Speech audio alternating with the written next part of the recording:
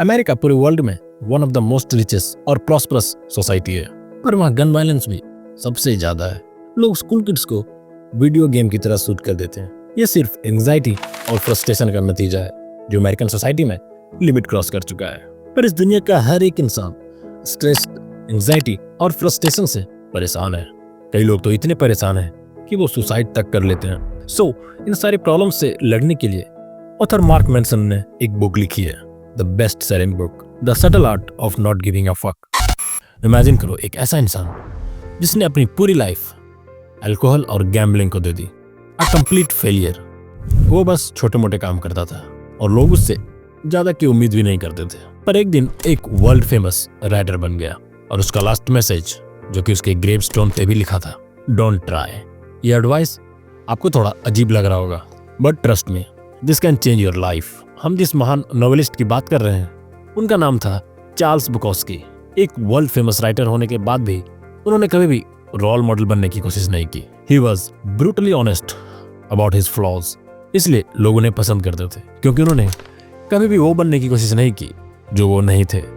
आज हमारे सोसाइटी के 99% लोग खुद से परेशान हैं। आज हमारे पास इंटरनेट है, एआई है, point two point better connectivity है, फिर भी आज सुसाइड रेट हमारी सोसाइटी में ऑल टाइम हाई पे है। इसका कारण है हमारा कल्चर, सोसाइटी जो कि ऑब्सेस्ड है अनरियलिस्टिक पॉजिटिव एक्सपेक्टेशन से, like always being positive, always successful, always be happy. This is what makes us miserable. Her parents चाहते हैं कि उसका बच्चा टॉप करे। आप खुद बताओ, क्या ये पॉसिबल है? क्योंकि टॉपर तो कोई एक ही होगा। क्योंकि जब आप इंस्टाग्राम या फेसबुक खोलते हो तो आपको वहां पर हर इंसान हंसता, खेलता और मजे करते हुए दिखता है। फिर आपको बोर्डम, स्ट्रेस, एंगर या सैडनेस, ये सब बुरे लगते हैं। पर आपको ऐसा क्यों लगता है? क्योंकि आपने दूसरों को सिर्फ काम, इंटरटेन्ड और हैप्पी देखा है। सुख और दुख दोनों लाइफ के ही पार्ट हैं। Learn to accept them, don't try to defeat them. The essence of don't try is we should learn to accept things and let them go peacefully. आपने युवराज सिंह का हेट देखा है? धोनी के tweets, just because Yuvraj Singh को team में select नहीं किया गया। We will not go in details, but my point is Yuvraj Singh को लेट गो करना नहीं आता। उन्होंने इस बात को कभी एक्सेप्ट ही नहीं कर पाया कि Yuvraj Singh is not fit for the team anymore. No doubt, Yuvraj Singh was a phenomenal limited over player. He was man of the tournament of the 2011 Cricket World Cup. But हर किसी का अपना टाइम होता है। Same thing with some other players too, who blame Dhoni for not giving them enough chances. They can't accept their flaws till today. Don't be like them. Learn the art of letting go. आप कुछ भी कर लो, अपनी life में आप failure, loss, regret से नहीं बच सकते। इनसे भागने के बजाय इनको अपना फ्रेंड बना लो। Get used to it. You will be invisible. Number 2, happiness is a problem. आज से करीब 2500 साल पहले हिमालय की चरणों में, जिसे हम आज नेपाल के नाम से जानते हैं, वहाँ के राजा थे सुधोधन। उनको एक बेटा हुआ। राजा को अपने बच्चे का भविष्य जानना था तो उसने पंडित बुलवाया और पंडित ने जो बताया उसे सुनकर राजा सुशोधन दंग रह गया। पंडित ने बोला, ये बालक आगे चलकर बहुत बड़ा संत बनेगा और आपका राजपाट सब त्याग देगा। तो राजा ने एक प्लान बनाया ताकि वो संत ना बन सके। राजा ने महल की दीवारें और ऊंची करवाई ताकि राजकुमार कभी बाहर की दुनिया ना देख पाए। राजकुमार की हर एक इच्छा पूरी की गई। उसे कभी भी किसी भी चीज के लिए मना नहीं किया गया ताकि वो हमेशा खुश रहे। राजकुमार ने कभी दुख का एक पल नहीं देखा। Just happy all the time. हम सब भी तो यही चाहते हैं, बस खुशी के पल, दुख का एक भी पल नहीं। राजकुमार का पूरा बचपन इसी तरह बीता, कंफर्ट और लग्जरी में।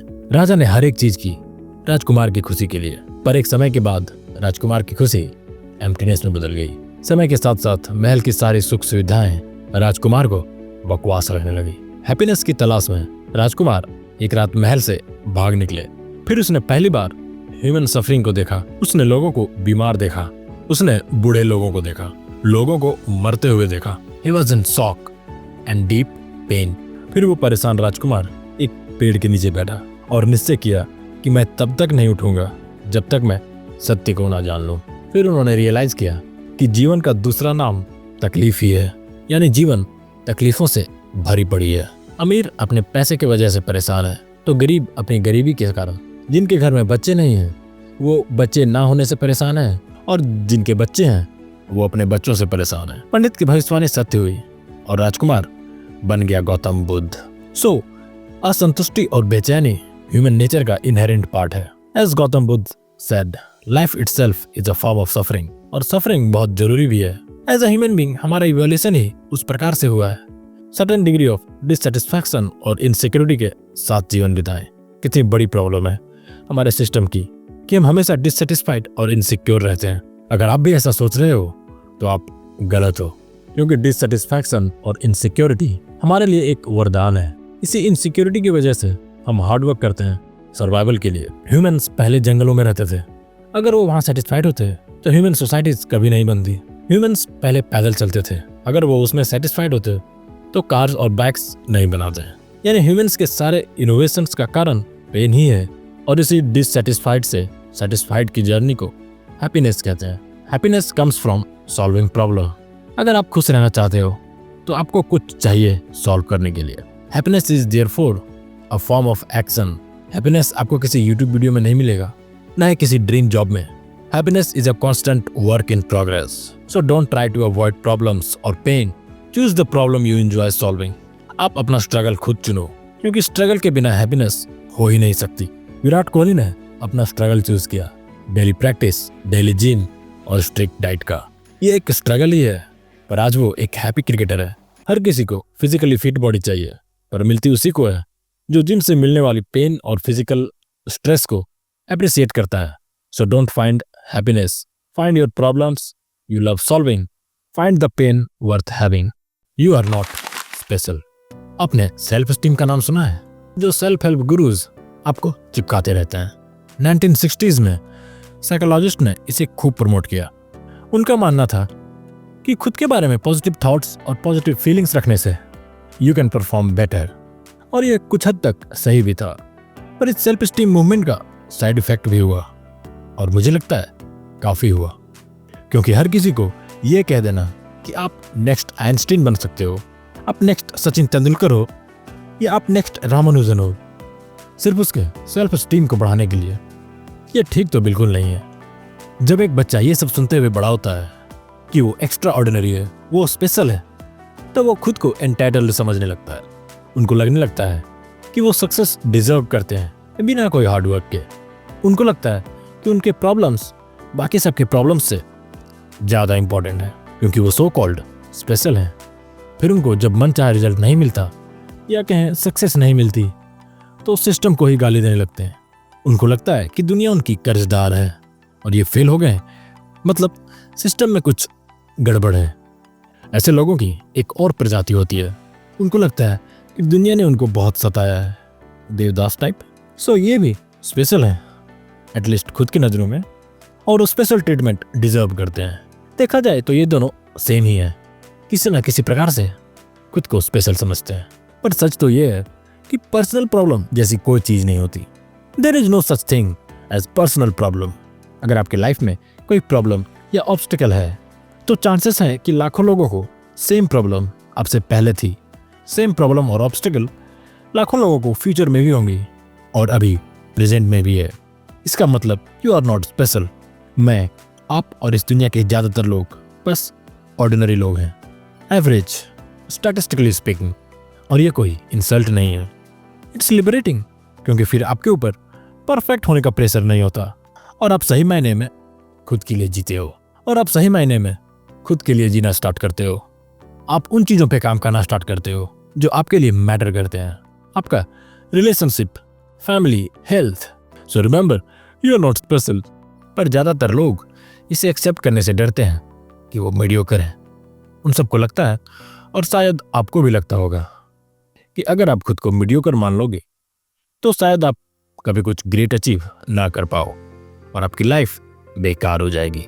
वो चुनिंदा लोग जो सच में कुछ एक्सेप्शनल करते हैं अपनी लाइफ में, इसलिए नहीं करते कि वो खुद को एक्सेप्शनली ग्रेट मानते हैं, बल्कि इसके अपोजिट, वो खुद को एक्स्ट्रा ऑर्डिनरी बना पाते हैं, क्योंकि वो ऑब्सेस्ड होते हैं इम्प्रूवमेंट के साथ।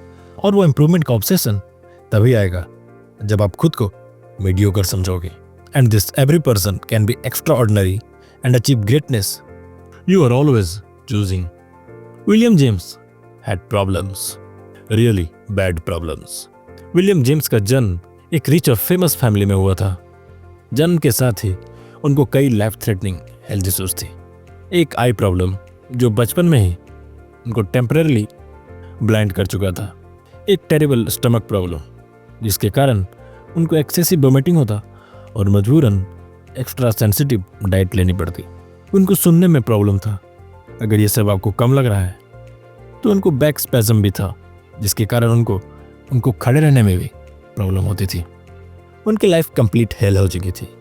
वो काफ़ी परेशान थे अपने लाइफ से और अपने आप से भी। विलियम जेम्स ने डिसाइड किया अपने लाइफ में एक न्यू अप्रोच लेने का।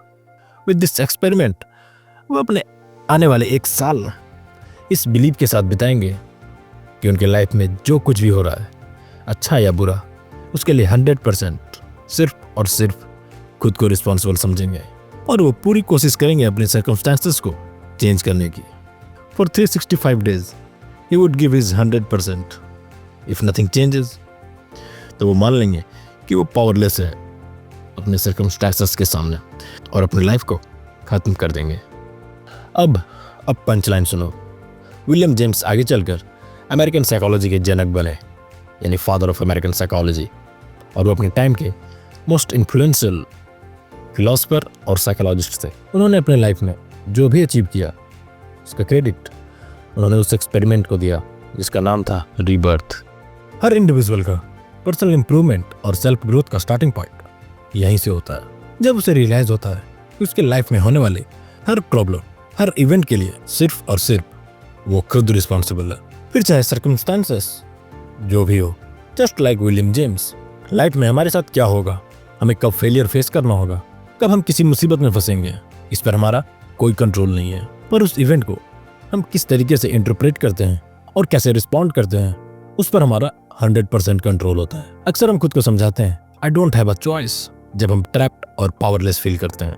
बट सच तो ये है कि जिंदगी के हर एक सेकंड में आप चॉइसेस ले रहे होते हो। Not taking actions, that's a choice, but आप हमेशा चूज कर सकते हैं what to do next. Victim mindset के बजाय ओनरशिप माइंडसेट को चूज करना। विक्टिम माइंडसेट यानी अपने सर्कमस्टेंसेस के नीचे दब जाना और खुद को पावरलेस फील करना। ओनरशिप माइंडसेट यानी सर्कमस्टेंसेस के ऊपर खुद को रिस्पॉन्सिबल समझना और उसे टैकल करना। So my point is choose ownership mindset and take full responsibility of your life. That's the only way forward. Failure आपको बचपन से बताया गया है कि फेल होना गलत बात है। Failing a test means you are stupid, losing a game means you are weak. But let me tell you, failure success का अपोजिट नहीं है। फेलियर तो सक्सेस की पहली सीढ़ी है। Failure is not the end, failure is a feedback. Failure आपको अपने मिस्टेक सुधारने का मौका देती है। कोई दूसरा तरीका आजमाओ। You act first, then you fail, then you learn, then you improve. Without failure there is no learning, without learning there is no progress, and without progress there is no success. History proves it again and again. Thomas Edison ने perfect light bulb को invent करने से पहले 1000 बार fail हुए थे। Michael Jordan, the greatest basketball player, जिनका strike rate highest है among the other basketball players, वो भी अपने करियर में लगभग 9000 शॉट्स मिस किए हैं और लगभग 300 गेम्स हारे हैं। फेलियर डिडंट स्टॉप देम क्योंकि उनको पता था failure isn't the end, failure is a way forward.